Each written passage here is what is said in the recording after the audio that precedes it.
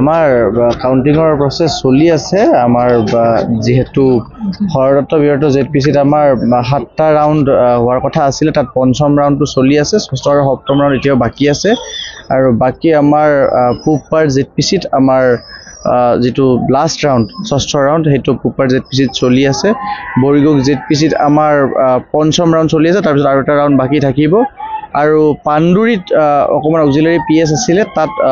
চতুৰ্থ ৰাউন্ডটো চলি আছে তাৰ পিছত আমাৰ পঞ্চম ৰাউন্ডটো প্ৰায় মানে এতিয়া নতুনকে বেলট বক্স কিন দিছে গতিকে তাত আৰু দুটা ৰাউন্ড বাকি আছে পাণ্ডুৰি জেডপিচিত আমি শিফট ওয়াইজ কৰিছিলো আমাৰ কাউন্টিং পাৰ্সনেল খিনি এনেকুৱা ধৰণে আমি যেটো এৰেঞ্জ কৰিছিলো শিফট ওয়াইজ গতিকে বিশেষ অসুবিধা হোৱা নাই আৰু আশা কৰিছো এনাদাৰ 3-4 ঘণ্টাৰ ভিতৰত হয়তো গোটেইখিনি জেডপিচিৰ আমাৰ ৰিজাল্ট আৰু তাৰ লগতে আঞ্চলিক পঞ্চায়ত বা গাঁও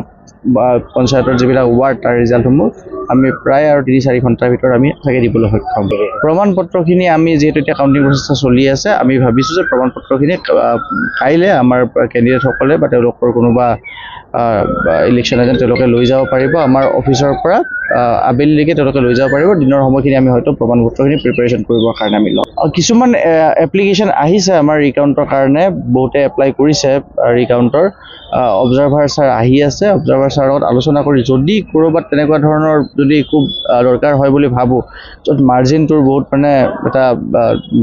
হেৰি কম তো তাতে আমি হয়তো ৰিকাউন্টিংৰ কাৰণে আমি যাব পাৰো কিন্তু হেতু আমি অকমান ডিসকাশনৰ পিছতহে গম পাম আৰু গোটেইখিনি কিছুমান আমাৰ ওয়াৰ্ডত আহিছে যে আমাৰ দুটা ভোটৰ ব্যৱধানত জয় হৈছে তেনেকুৱা ধৰণৰ আমাৰ ৰিকাউন্টিং বিচাৰিছে কিছুমানত 4টা ভোটৰ ব্যৱধানত জয় হৈছে মানে ৰিকাউন্টিং বিচাৰিছে আৰু 2 নম্বৰ